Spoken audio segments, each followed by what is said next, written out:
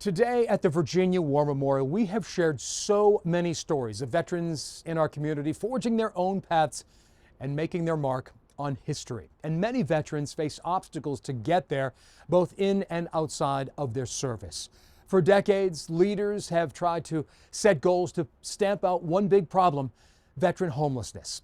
Some hopeful news, though. The number of homeless veterans in the U.S. has actually declined in recent years. The Department of Veterans Affairs estimates that there are about 33,000 homeless veterans in the U.S. on any given night. That, according to data from more than 400 localities, point-in-time counts. The data from the VA was last updated at the beginning of 2022. That figure is down 11% from January 2020 and down more than 55% since 2010. State PIT count data from the Department of Housing and Urban Development reveals an estimated 400 homeless veterans living right here in Virginia. Another statistic for you: according to the U.S. Department of Defense, approximately 87% of new recruits in the military are between the ages of 18 and 24, which means most do not experience civilian life as an adult until their service is over. My colleague GeNiene's and photojournalist A.J. Nwoko share the voice of a veteran that gave his life to the Army but found out one of his greatest missions was learning who he is outside of uniform. Hey, check it out. It's the evening show with JB, your boy JB, coming to you live and direct from the Eagle Studios in Richmond, Virginia. Oh, man.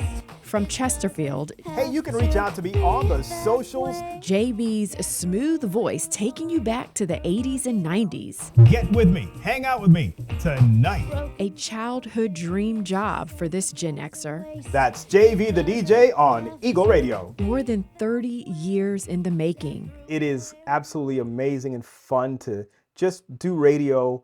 Something that was out of reach for Jose Velasquez growing up in the projects in Boston. We didn't have a lot of money.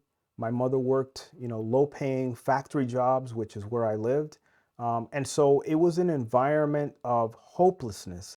An environment Jose was determined to rise above. I was in the projects as a young teen. I always thought to myself, I don't want to be a statistic. I just don't want to be a statistic. I want to do something special. And I dreamed of something outside of the projects. His way out, the Army. I was a platoon sergeant. I was a squad leader. I was a first sergeant. I was a sergeant major. Where he found a new purpose. I, love serving our nation. I love serving our people. And I love the service that I was in. So go Army.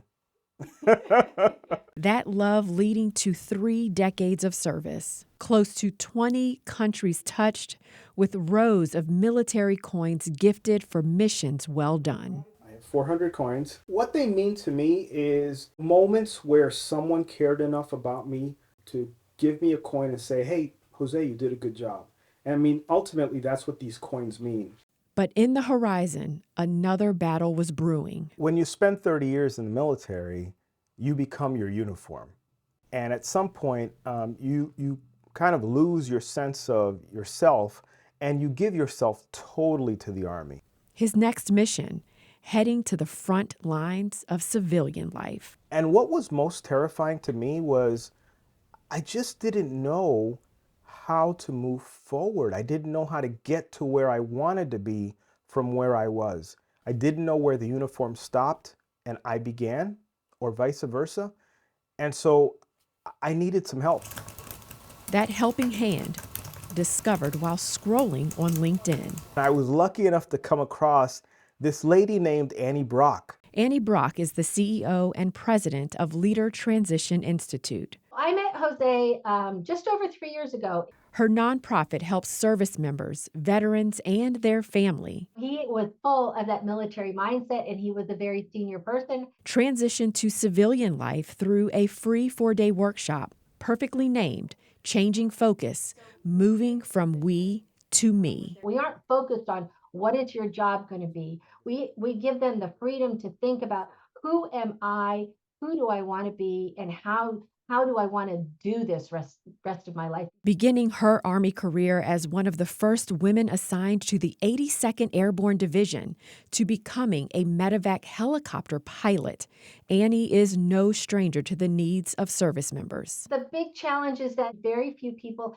have ever been an adult in the civilian sector. And all of a sudden, they're expected to be an adult in the civilian sector. And that's scary.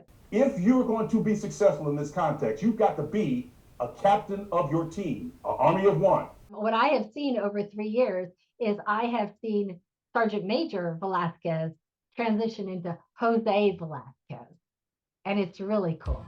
Look at me. Oh man, the Jacksons with Mick Jagger on Eagle Radio. A DJ, LinkedIn influencer, and also the director of communications for the very nonprofit that led him to his new mission. Check me out there at JV the DJ. That's JV the DJ. When I left the projects, the military brought me in. They embraced me and they became my family. When I left the service, LTI and the veterans who've already transitioned, they embraced me and took me into their family. And so at this point, I'm on the other side of the uniform, and it's my job to embrace others as they're going through that transition. And I love it. Jose and Annie shared with me that the response that they've received so far has been overwhelmingly positive. And the best part, all active duty veterans who have already transitioned and their spouses in all branches of service can participate for free. For CBS 6, I'm Jeanine Samuels. All day long, we've shown you snapshots from history and the veterans living across the region here in Central Virginia. You can find their stories and many, many others on our website, WTVR.com, and of course, the free CBS 6 News app. At the Virginia War Memorial, I'm Greg McQuaid, and to all the service members from across the region, the nation, and the globe, thank you so much for your service. Now back to you.